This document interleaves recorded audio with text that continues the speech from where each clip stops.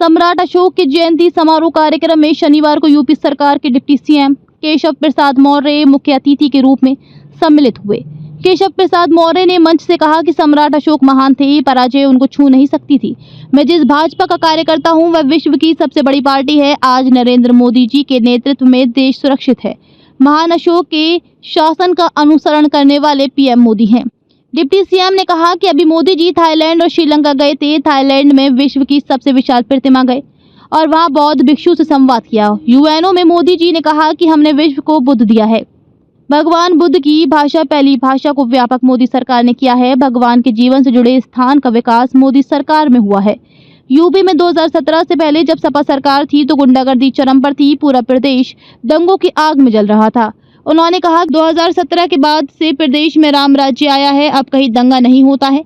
इस सरकार में हर वर्ग खुशहाल है।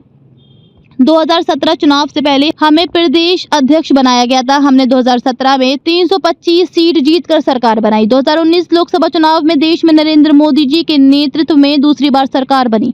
2022 के विधानसभा चुनाव में कुछ सीट घट गई, लेकिन हमारी सरकार बनी। पिछले 2024 लोकसभा चुनाव में उत्तर प्रदेश से कुछ सीट घट गई, लेकिन मोदी जी ने सरकार बनाया है। केशव प्रसाद मौर्य ने कहा कि हमारी सरकार ने अगड़ी और पिछड़ी का भेदभाव को खत्म किया है। मोदी जी ने भेदभाव को खत्म किया है। आज बसपा का कोई अता पता नहीं है। सपा अफवाह फैला रही है। सपा पीडीए का राग अलाप रही है। इनका पीडीए फर्जी है। इनका पीडीए परिवार डेवलपमेंट अथॉरिटी है।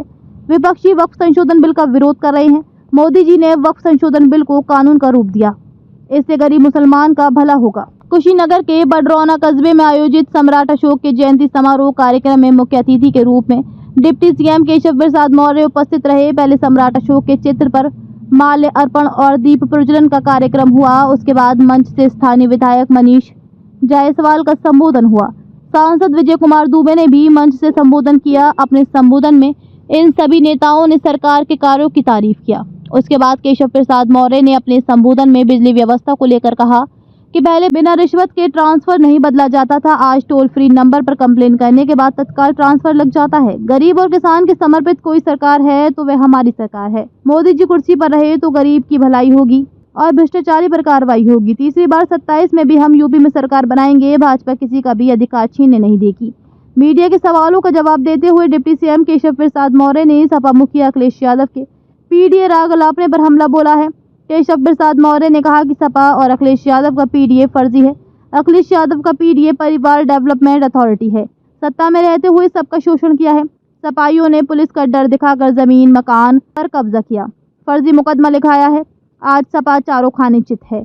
2027 में सत्ताधीश बनने का ख्वाब देख रहे थे। 2047 तक भी समाजवादी पार्टी सत्ता का मुंह नहीं देख पाएगी।